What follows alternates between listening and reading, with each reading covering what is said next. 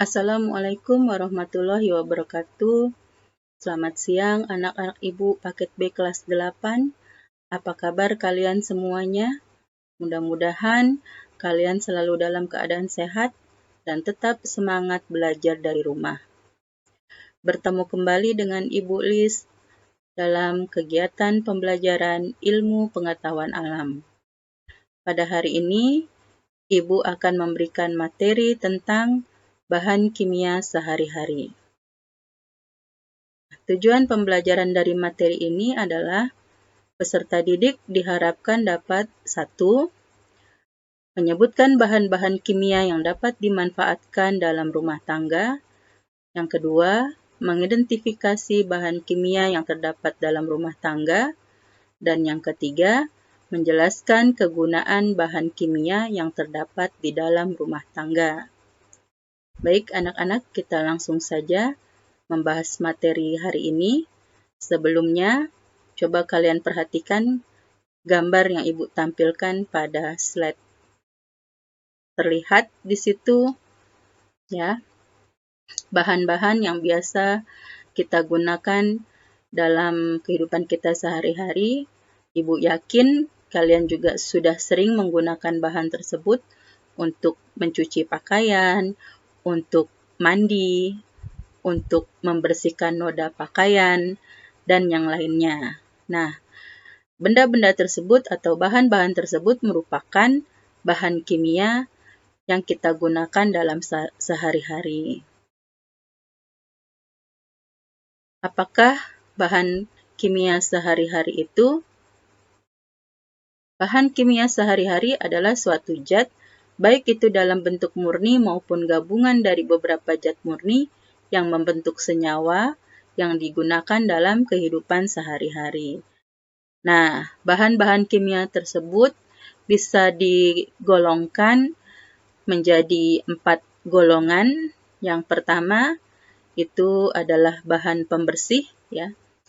Pembersih merupakan bahan-bahan kimia dalam rumah tangga yang dapat digunakan untuk membersihkan tubuh kita maupun tempat tinggal kita serta barang-barang yang kita gunakan agar terbebas dari kuman, debu, dan bermacam-macam bentuk kotoran lainnya. Kemudian yang kedua adalah bahan pemutih. Nah, bahan pemutih ini merupakan bahan kimia yang digunakan untuk membersihkan pakaian atau memutihkan pakaian, kemudian mencerahkan warna rambut, dan juga untuk menghilangkan noda. Nah, pemutih juga digunakan untuk membunuh bakteri sehingga dapat digunakan untuk melakukan desinfeksi dan sterilisasi. Selain itu juga pemutih dapat digunakan untuk membunuh bakteri, virus, dan alga pada kolam renang. Kemudian yang ketiga, bahan kimia pewangi atau pengharum. Nah, bahan pewangi atau pengharum ini merupakan senyawa kimia yang memiliki bau. Agar suatu senyawa kimia memiliki bau, maka harus mudah menguap untuk dapat diangkut ke sistem penciuman. Nah, senyawa kimia yang memiliki bau ini biasanya dapat ditemukan dalam makanan, anggur, rempah-rempah, aroma bunga, parfum, minyak wangi, dan minyak esensial. Kemudian, bahan kimia yang terakhir adalah bahan kimia pestisida. Bahan kimia pestisida adalah zat kimia yang digunakan untuk membasmi serangga atau biasa dikenal dengan hama dan gulma. Nah, pestisida ini biasanya digunakan oleh para petani untuk membasmi hama dan gulma yang menyerang tanaman budidaya. Tapi kalau pada rumah tangga, pestisida biasanya digunakan untuk membunuh nyamuk, kecoa, dan yang lain. Nah, baik anak-anak, selain bahan-bahan kimia yang sudah Ibu sebutkan tadi, ada juga kelompok bahan kimia yang digunakan untuk pengolahan makanan. Itu dikenal dengan istilah zat aditif. Nah, zat aditif adalah bahan-bahan yang ditambahkan pada makanan pada proses pengolahan maupun penyimpanan. zat aditif dapat digolongkan menjadi dua, yaitu zat aditif alami dan zat aditif buatan. Biasanya zat aditif alami itu berasal dari tumbuh-tumbuhan, sedangkan zat aditif sintetik atau buatan itu dibuat oleh bahan-bahan kimia. Nah, berdasarkan fungsinya, zat aditif dapat dikelompokkan menjadi 5. Yang pertama, zat penyedap rasa. Biasanya digunakan atau ditambahkan pada proses pengolahan makanan agar rasanya tidak hambar. Nah, contoh penyedap alami ini adalah garam, gula tebu, gula kelapa. Kalau untuk menimbulkan rasa pedas, ya biasanya digunakan cabai dan lada. Kemudian untuk aroma makanan itu biasa digunakan daun salam, sereh, lengkuas, ya, kemudian daun pandan dan vanili. Nah, sedangkan penyedap rasa sintetis itu contohnya adalah MSG atau vetsin. Atau contoh perasa lainnya itu adalah disebut esensi.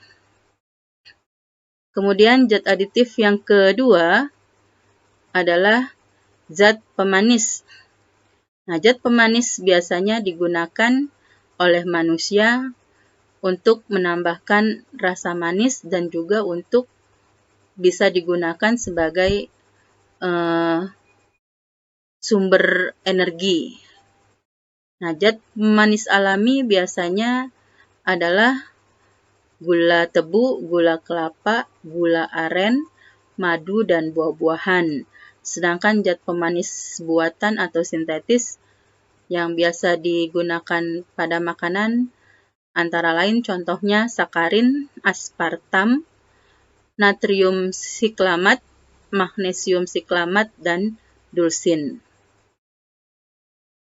Lanjut, zat aditif ketiga yaitu zat pewarna. Nah, biasanya zat pewarna ini digunakan untuk memperindah dan mempercantik tampilan makanan sehingga menarik untuk dinikmati. Zat pewarna alami itu bisa diperoleh dari bunga rosella untuk mendapatkan warna merah ataupun dari dari pohon jati, ya. Kemudian kalau untuk warna kuning itu adalah kunyit, dan kalau untuk warna hijau itu biasanya daun pandan.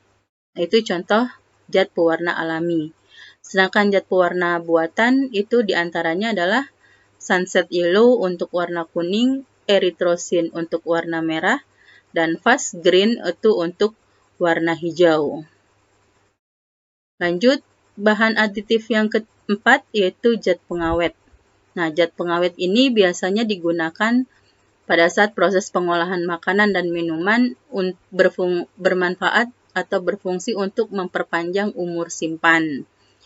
Nah, pengawet alami contohnya adalah gula, garam, dan cuka, ya. Kemudian pengawet sintetis contohnya adalah asam propionat, natrium benzoat, asam askorbat, asam etanoat, zat pengental.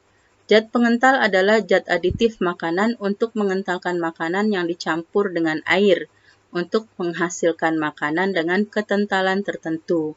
Nah, bahan pengental alami contohnya adalah pati atau tepung, agar-agar, gelatin, dan gum. Nah, demikianlah materi bahan-bahan kimia yang digunakan dalam kehidupan sehari-hari. Mudah-mudahan apa yang Ibu sampaikan kalian bisa pahami. Ibu akhiri materi hari ini. Wassalamualaikum warahmatullahi wabarakatuh.